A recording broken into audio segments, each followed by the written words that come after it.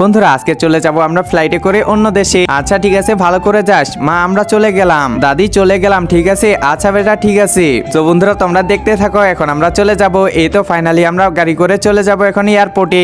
এই তো ফাইনালি এয়ারপোর্টেও চলে আসলাম। এখন আমরা গাড়ি থেকে নেমে পড়লাম। এই তো দেখতে পারতেছো আমরা এয়ারপোর্টের ভিতরে চলে আসছি, আর আমাদের হাতে চলে আসছে প্লেনের টিকিট। এখন আমরা প্লেনে করে চলে যাব। ওই যে প্লেনটা দেখতেছো, এটাতে করে আমরা চলে যাব অন্য দেশে। এই তো প্লেনে যাওয়ার জন্য যে বাসে উঠতে লাগে সেটা আমরা উঠে পড়লাম। এই তো প্লেনের কাছাকাছিও আমরা চলে আসলাম। বন্ধুরা এই প্লেনটাতেই করে আমরা এখন চলে যাব। চলো এখন প্লেনের ভিতরে যাওয়া যাক। এই তো আমরা প্লেনের ভিতরে চলে আসলাম। ফাইনালি সিটও পেয়ে গেলাম, এখন বসে পড়ি। একজন মা কতটা আপন হয়ে থাকে, যার মানেই তাকে জিজ্ঞাসা করে দেখো। তো দেখা যাক বন্ধুরা এই মায়ের জন্য কে ভিডিওটিতে লাইক এন্ড সাবস্ক্রাইব করে, আর যারা মাকে ভালোবাসো না তারা ভিডিওটি থেকে দূরে থাকো।